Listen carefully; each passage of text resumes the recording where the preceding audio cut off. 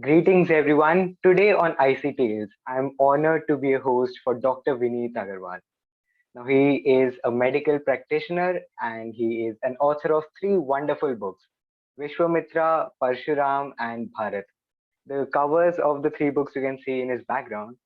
And along with both of these things, he also runs a blog named Decode Hindu Mythology.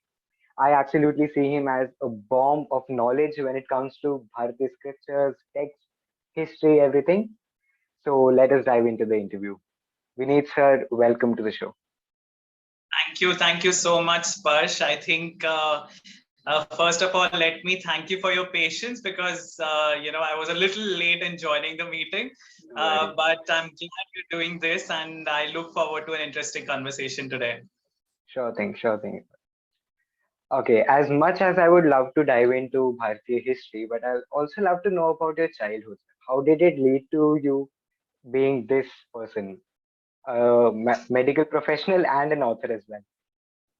How did that happen? It's some.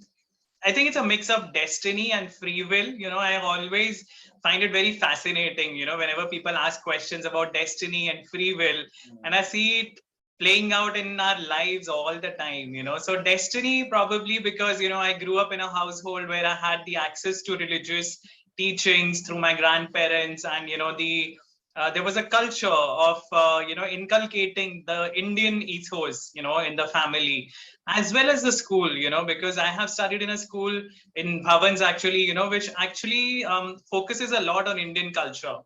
And while growing up at the house, at our home, as well as in the school, there was this beautiful syncretic, Indian ethos that was developing inside me. And I think that's the destiny bit of it. And the free will came in, when I grew up and I did my master's in science, and I realized that there is a lot of science in what we tend to assume as just legends or stories or myths. And there was a lot of science and logic behind a lot of stories that were there in my mind, and that's how I started exploring them. And I started writing the blog, trying to decipher or decode the science in the so-called myths. And that's why I labeled it Decode Hindu Mythology, because a lot of people have a problem with the word mythology, but that's the whole purpose of decoding the myths, decoding the so-called myths, and finding out the truth. What is there, what is the scientific basis, what is the logic in that story, and what is the lesson in that story. That was the whole journey for myself, learning more about our culture, about our legends, about the scriptures, reading more, researching more. And I think again, destiny again sort of jumped in again when I got a job where I was supposed to travel mostly in Southeast Asia, where I saw a lot of interesting Indian influence, in a lot of customs in temples and the religion, etc. And again, I think all of them tied up very beautifully together, and that's how the books were born. So I can't say that there was one thing that I did or one thing that I pursued to reach where I am today. I think it has been a lifetime journey for me, and for being who I am today. Awesome. So about when you said so-called myths, I'm exactly a person who thinks that way, and I had this question in mind to ask you about the word mythology.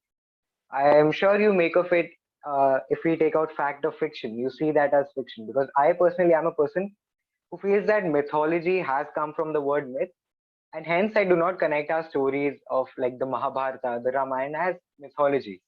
I actually see it as history. What is your take on it? So Sparsh, I think our scriptures are very clear in that respect, wherein a lot of them are stories of a bygone era of previous days of Brahma. And for us, there's actually no way to check the historicity of those stories. But whatever has happened in the present day of Brahma, especially closer to our timeline, that definitely is possible to explore. And that is why our scriptures are also divided into, Shruti, Smriti, and Itihas. and itihas is what Ramayana and Mahabharata are termed as. So these two scriptures I definitely believe are historical, and of course there would be some embellishments for making the story a little more appealing, to the audience, etc. But they're primarily historical texts.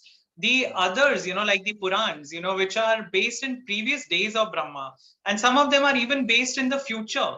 So I feel, there's, as a man of science, there's no way for me to judge whether they are historical or whether they are truth, absolute truth or not, right? So therefore, I generally like to follow the middle path, and I believe that a lot of it is history, and a lot of it actually is stories which are meant to impart certain lessons Yes. to us, and there's no way that we can judge whether they are historical events or not. So I believe in following a middle path, and not going to the extremes. I see. Sir, you talked about three divisions: Shruti, Smriti, and Itihas. Are these divisions on the basis of timelines? As if itna se itna hua, so it comes under Itihas. Okay. Right. In a way, yes, based on the timeline as well, and also based on the content.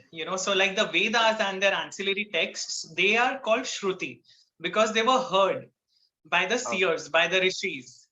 So they did not compose the verses themselves.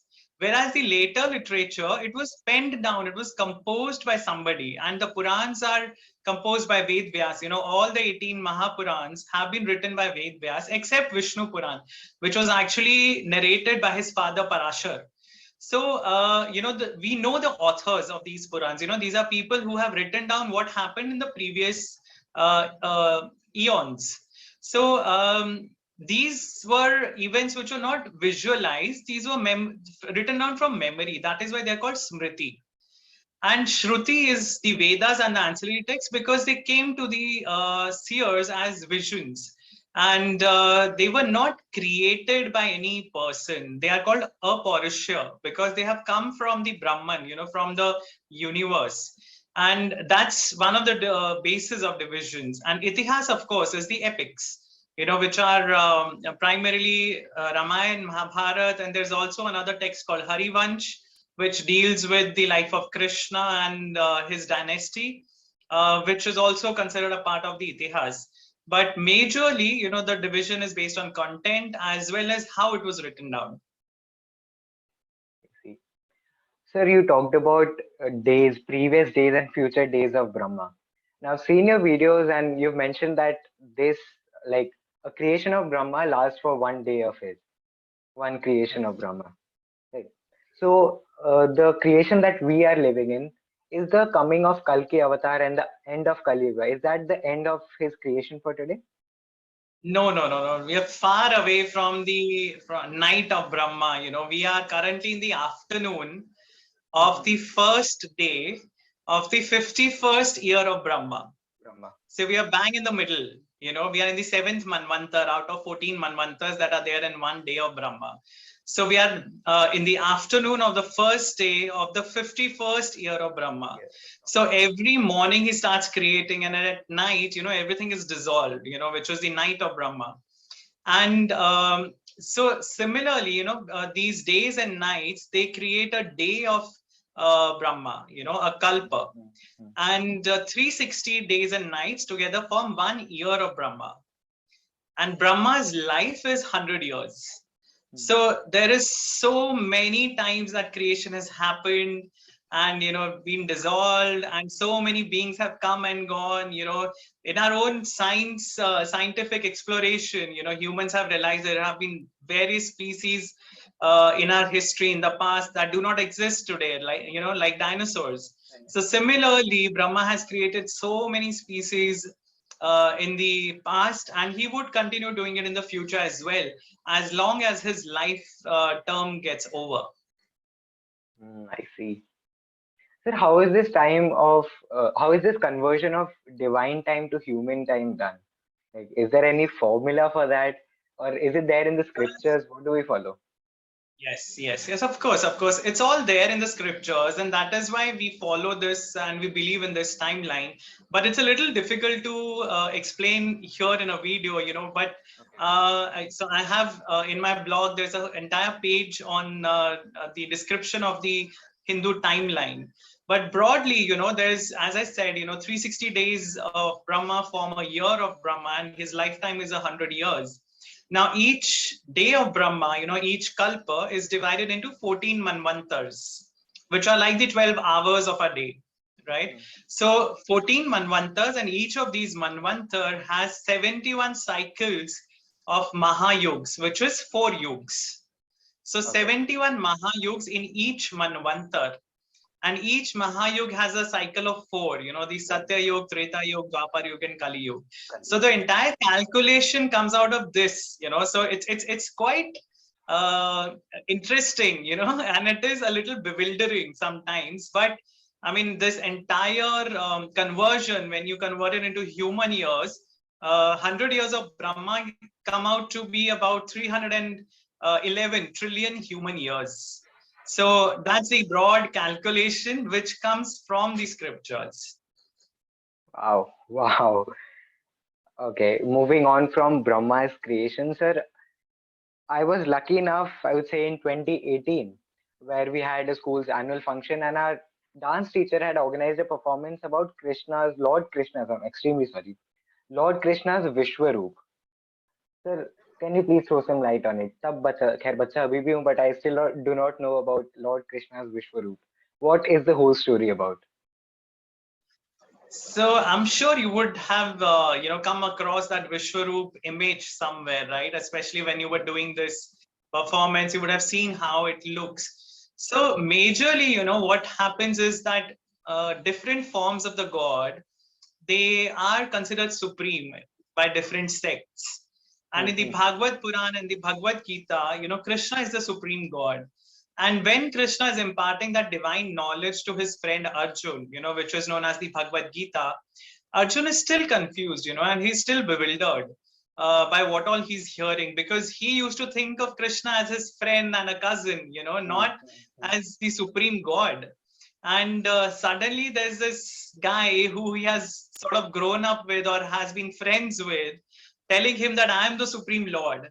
And he's a little bewildered, and he wants to see that form. He believes him, but he wants his friend to show him that form. And that's when Krishna takes up that Vishwarup, and Krishna tells him that you will not be able to see that form with your current eyes. Your eyesight, your human vision is not capable of experiencing that form, of witnessing that form. So Krishna gives him the divine sight for a very short time, and he shows him the supreme cosmic form. Basically, what it shows is that the entire creation rests within that same God.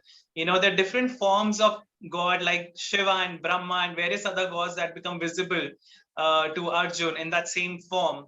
There are the 14 lokas, right from the heavens and the higher planets like Brahmalok, etc., to the middle planets and to the lower planets, which are inhabited by the Asuras, etc. All of them are visible to Arjun in that cosmic form. So the Vishwaroop basically means exactly that. It is a vision of the world. It is a vision of the entire cosmos, where the entire hierarchy of lokas, all the gods, the demigods, the divine beings, the energies, the goddesses, who are inhabiting this universe, all of them became visible to Arjun in just that one vision. And that was the grand vision of Vishwaroop. So that is why you see multiple gods being represented in it. You see God as time, as Mahakal, wherein, there are living beings that are going into one of his mouths, and they are coming out from another mouth of his. So that just shows that, this is all the entire creation, including the living beings, the gods, the demigods, the asuras, everybody rests within that cosmic Purush, the Adi Purush, which in this divine form is Krishna. So, in a way, we can say that we have different Vishwaroops for different texts, like different Purans or different sects, as you said? Interestingly, we don't really come across such a grand description in many other texts, but broadly they would be similar. It is just that because there's different manifestations of God visible in that same Vishwaroop. So that clearly shows that God is one, and all these are different manifestations of the same Supreme God. So you can, probably assume that instead of Krishna, there's Shiva standing, or there's Devi standing, or there's Brahma standing. But since they are all together there, it doesn't really make a difference. A Vishwaroop means all the gods are there. I see. So our next topic is about aliens. Now, last week I was lucky enough to have Mr. Mayur Kalbag, and he also had a strong belief that there are aliens. So, as much as I would love to go with that, but I'll also love to know what our scriptures say about aliens, if there is any info. Not specifically No, of the word course. aliens, I'm not expecting that. Because aliens, we Right. see aliens as a negative term. Triangular faces, big eyes, mostly green bodies. Jadoo So I aata think, hai. see, that is just because of the way we have been conditioned to interpret aliens as, they are like the Martians are coming, and little green men, who are attacking Earth. But aliens basically is anybody, any species that is not born on Earth, right? So if any of the planets, whether within our solar system or outside the solar system, in our galaxy, in some other galaxy, any species, whether it's a tiny microbe, whether it's a plant form, whether it's a fungus, whether it's a animal form, all of them are aliens. Aliens may not be, scientifically advanced or as evolved as us. There may be life on other planets which may not be as evolved as us, right? So they are also aliens. And our scriptures actually mention about the presence of intelligent aliens, in the universe. The entire concept of 14 lokas itself tells you that, these beings, these divine beings and the demonic beings that we consider or we read about in our scriptures, they are aliens in a way, right? Because they do not originate on Earth, they do not live on Earth, they have their residence in a different realm. So, just like you have Asgard and you have Thor and Odin and all, they're aliens, right? They were considered gods, but they're aliens, for all practical purposes. So similarly, the gods who are living in Swarg, or, even Brahma for that matter, who's living in Brahmalok, he's not a citizen of Earth. So technically, they become aliens. And as scriptures do not talk of them as aliens, they as evil beings or different life forms. They just recognize that besides humans, there are various other intelligent species, and which include the devas, the gandharvas, there's siddhas, there's the kinnars, there's kimpurushas, there's of course the demonic beings, there's the nagas, the urags, there's daityas, danavas, asuras, etc., etc. And any of these species that do not originate on Earth and they do not live on Earth, they would be aliens in a technical sense. Nice. Sir, I'd love to know about the darker side of divinity, black magic, tantra, and all the related aspects. A little bit of light upon it. Interestingly, just this morning I uploaded a video on my channel, on my YouTube channel regarding Tantra. This was from a conversation that I had a couple of weeks ago with someone. But Tantra is basically it is a very misunderstood branch of Hinduism, I would say. A lot of people get scared when talking about Tantra. A lot of people get very curious because it is something that is not there in our daily lives. In our daily rituals, you don't really see tantric practices a lot. But there are, some forbidden items in our daily rituals that are allowed in Tantra. And there are some practices that may be frowned upon by, the purists. But Tantra is considered a sort of a alternate or a shorter route to reach God, because by taking help of siddhis, or mystical powers that you gain through tantra, or taking help of the spirits which are there in our universe. And those spirits, a lot of people, a lot of practitioners of tantra, they tend to utilize their power to grow higher in their own spiritual journey. And tantra, therefore, it is shrouded in a lot of mystery. A lot of people, a lot of practitioners of tantra will not come out and talk about it. They will not tell you what they do, what practices they follow, what they do, etc. And a lot of people who want to explore it on their own, they also tend to get entrapped in the mystery of tantra. There are a lot of things that you cannot control, a lot of things that you will find it very difficult to do it by yourself.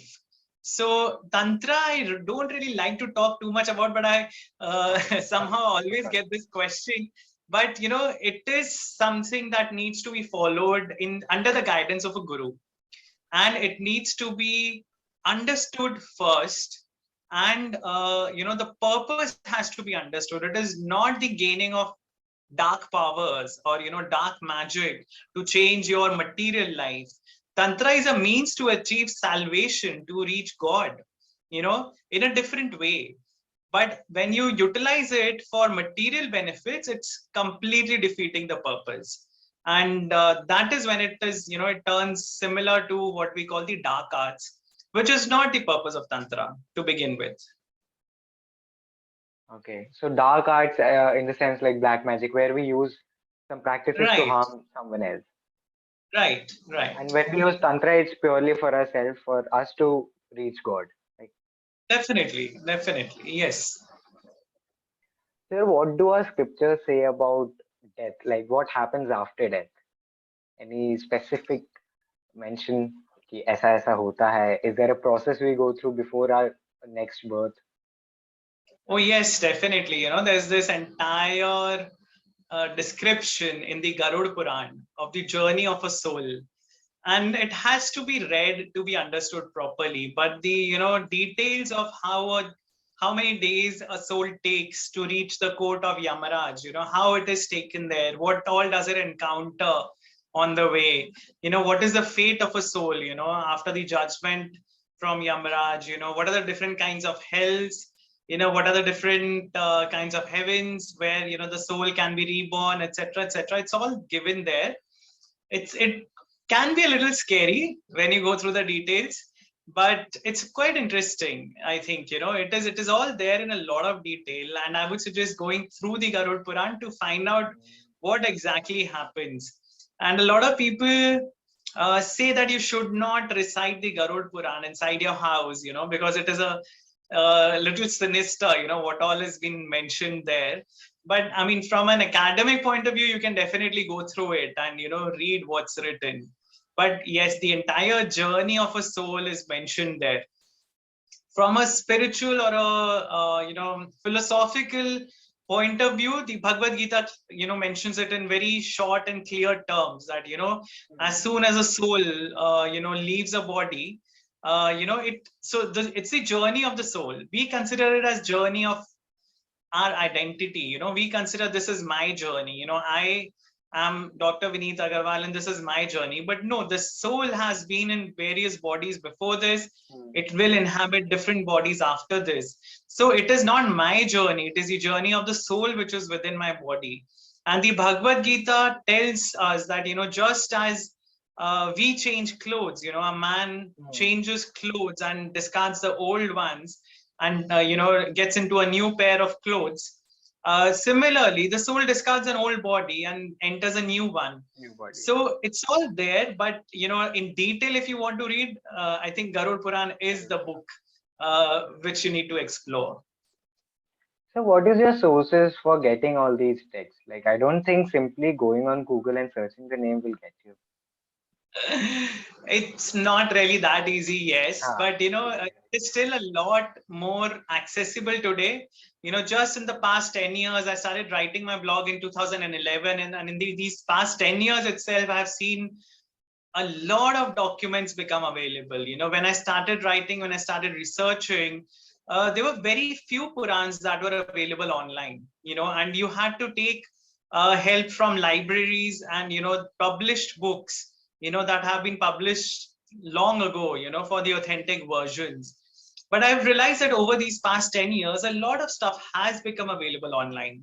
And a lot of the Purans, the translations are available online. There are websites like the Sacred Text website, which actually hosts a lot of religious books, from different religions.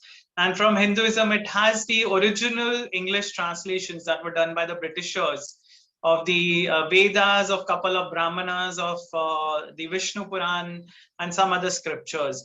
So I think now it is getting easier.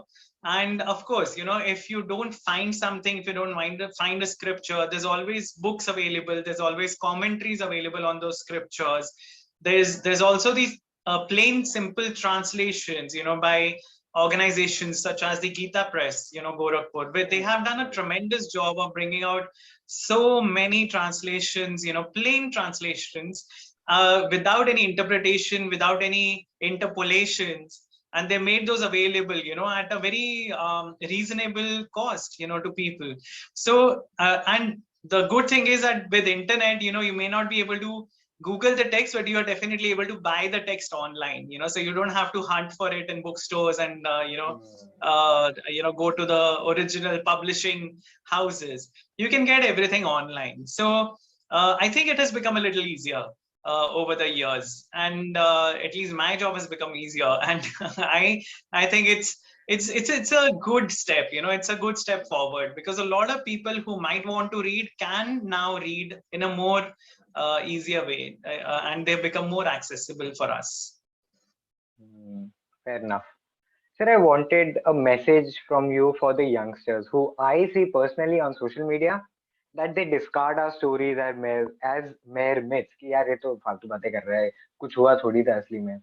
And what, for the lack of a better word, what angers me about this is that, okay, terming it as a myth is one thing, but disrespecting it is another thing. They look forward to more and more westernized and so-called modern culture. So what is your message for them? Sparsh, I think, I wouldn't say that it is completely their fault, because nobody has taught them these myths when growing up. A lot of people grow up without that knowledge, even in their own households. Our schools definitely do not teach this, right? They're not supposed to teach all these things. Religious education is not a part of our education system. So our schools don't teach them, and children who grow up without listening to these stories in their homes, in their families, they're bound to be, a little flippant about them, that, because they've never heard them. When you grow up listening to these stories, there's a different faith, that arises in you. There's a different level of respect that comes because you've heard these stories as a child, and they are impressive stories. They fascinated you as a child. But when, as a grown up, when you've come across a lot of Hollywood movies with, Avengers and, the Greek mythology, the Roman mythology, and then you are exposed to Indian myths or stories or legends, and then you see, oh, I mean, what is great in it, But when, as a child, your first exposure to the world of fantasy is this fascinating world of Indian and Hindu scriptures, I think that sort of builds that respect, which is a little difficult to come later in life. But again, I agree with you that unless you explore, a lot of people just dismiss it. But if you don't dismiss and if you try to find out, you'll find there are so many similarities from, in these stories that you find that you are accustomed to listening to, like Thor, he's a thunder god. A lot of youngsters would know of Thor just because of Avengers, but they would not realize that Thor comes from mythology, from the Norse mythology. So they would have never heard of Norse mythology. Who were the Norse people? Who were the Nordic people? There are a lot of people who would have watched the series called Vikings, on Netflix, but they wouldn't relate it with Thor. And that is why, there's so much disconnect between what we watch and what we know, that we fail to appreciate. And Thor, as a thunder god, is very similar to Indra, who's a thunder god in Hindu mythology, or Zeus, who's a thunder god in Greek mythology. So there are so many commonalities and similarities, but people need to just, explore it a little. And also, I feel, it needs to be told to them in a more modern setting, in a more cool format, for people to get attracted to it. And it is our fault, I feel, it is the fault of our, I wouldn't say like fault, but I think it's a shortcoming that we haven't been able to bring out movies or series which are at level, at that, at par with what has been coming out of Hollywood, based on the Western mythologies. Why can't we do it? Why can't we bring out something which is that fascinating and that well executed, which can create that interest again in the youth? So, all of us are trying, like I am trying, and, there are other people I know who are trying to kindle that spark in the youngsters today for their ancient legends and scriptures and myths, or stories, or whatever you call them, whether it's history or myth.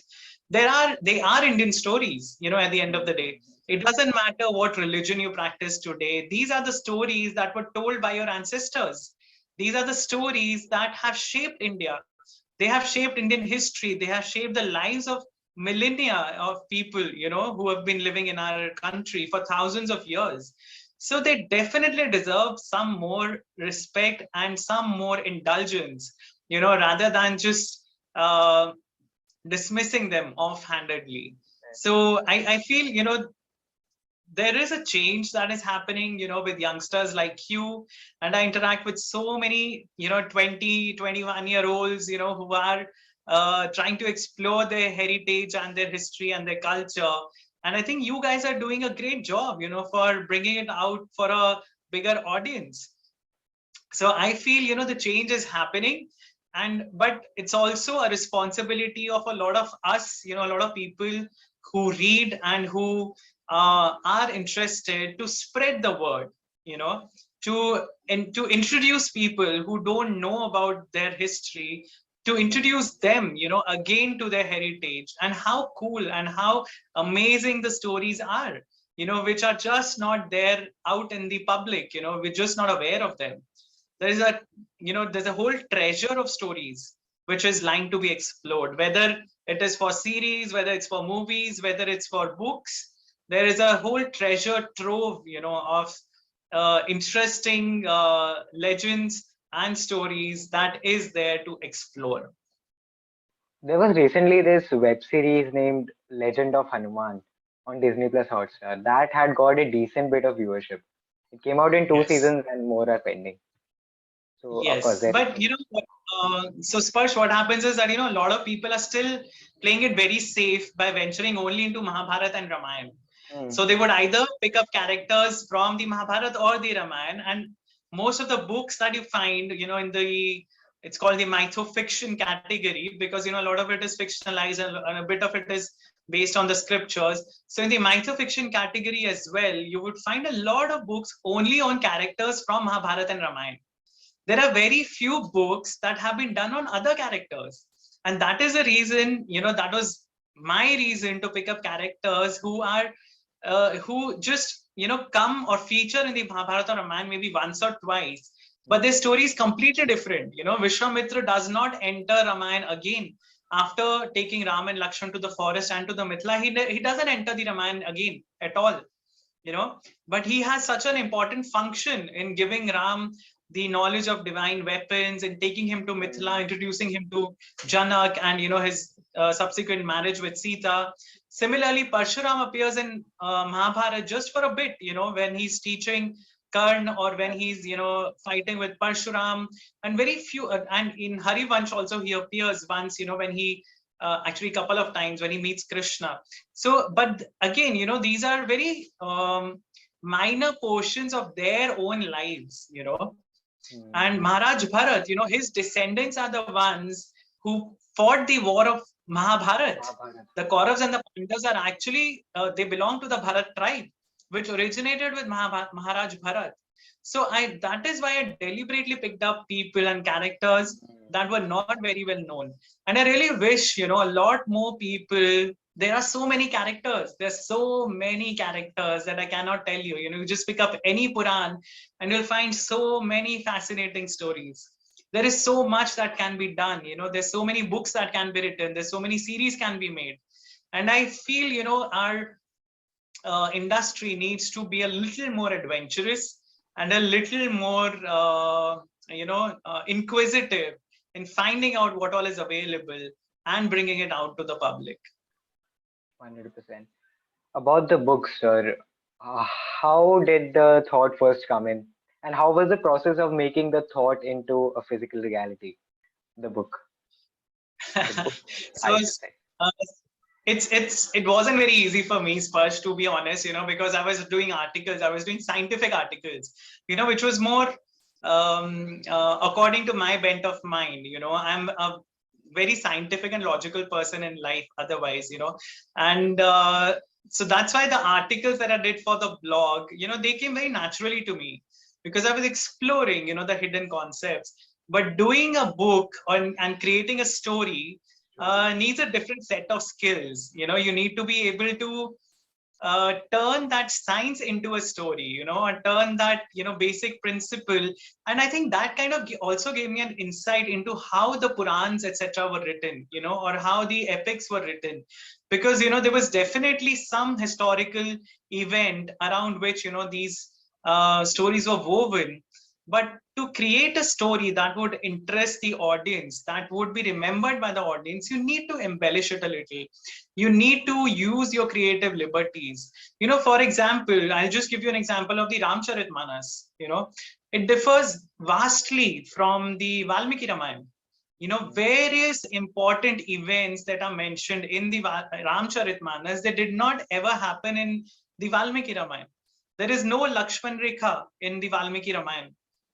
Whereas that forms the basis of the entire kidnapping of Sita, for a lot of us. And there's no Lakshman Rekha in Valmiki Ramayana. So that is the creative liberty. So Goswami Tulsidas took to embellish that story. The event happened. Sita was abducted. She was kidnapped by Ravan. But he added a layer of that Lakshman Rekha to make it more interesting, for the audience. So I think that happens. That has been done in the past. And you need to do it to make the story a little more relatable, a little more interesting, a little more memorable for the audience. So this process is it's an interesting process. And I think, again, for me, it was a lot of learning. It was a lot of letting go of my rigid scientific outlook and, delving into the more creative aspects of writing a story, of, the different twists that could be there, the different characters that could be there. And also, I think the training in medicine helped a little because I had a bit of insight into what could be the psychology of the characters, when they're acting in a certain way. So I think it was a very interesting process for me. Amazing. I am sorry to say this, but I'm yet to read the books.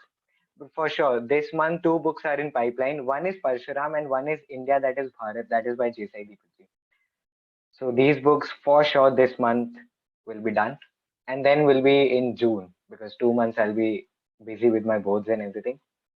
So these two Right. books are for sure.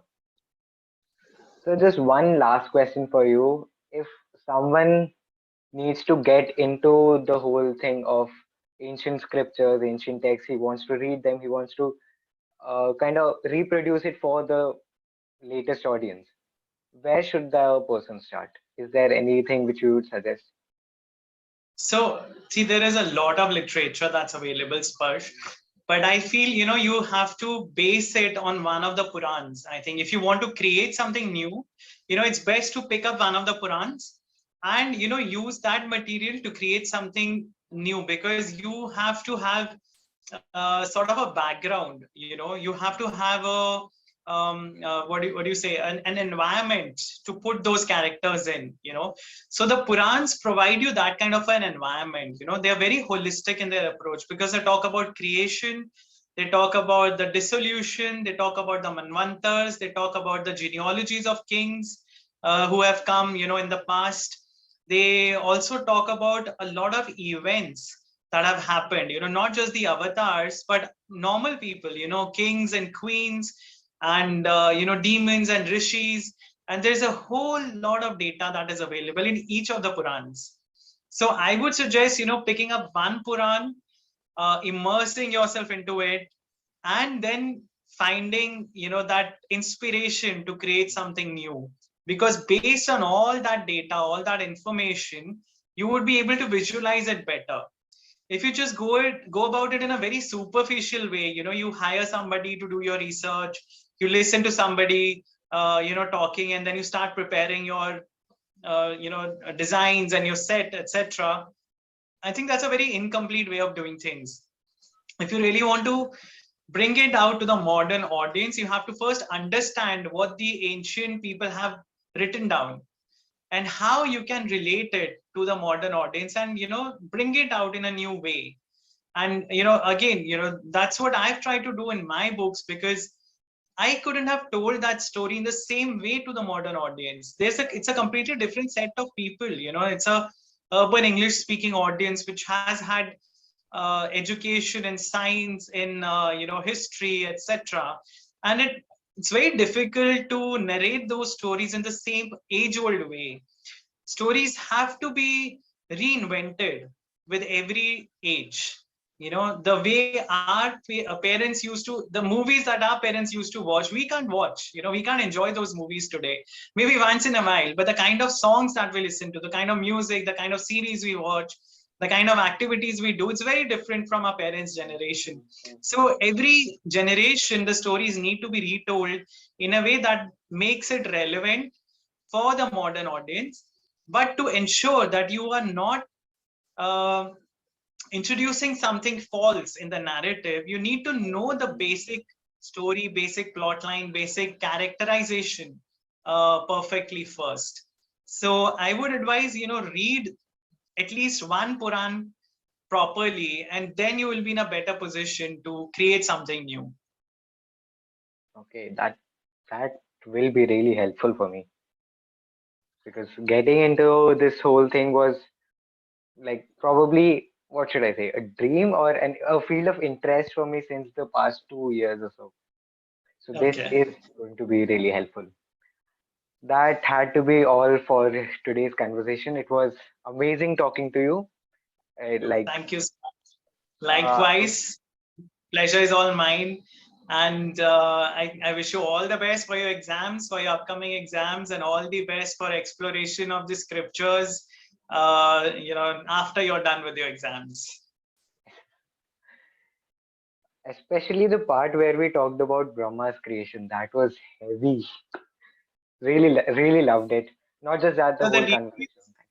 Sorry? right? I think the details are there in the blog. If you want to explore, or if any of your audience wants to explore, it's very difficult to sometimes narrate everything in a short interview, or a short podcast. So that is why, even if you don't like reading, sometimes there's no escape. No, If no, you no, want no. to I'm not understand that person. it, you have to read. So I would suggest, explore the blog. There's so many different aspects of the so-called myths that I've explored there in a more scientific and a logical way. And I'm sure that would be helpful for not just you, but for a lot of other people who are watching.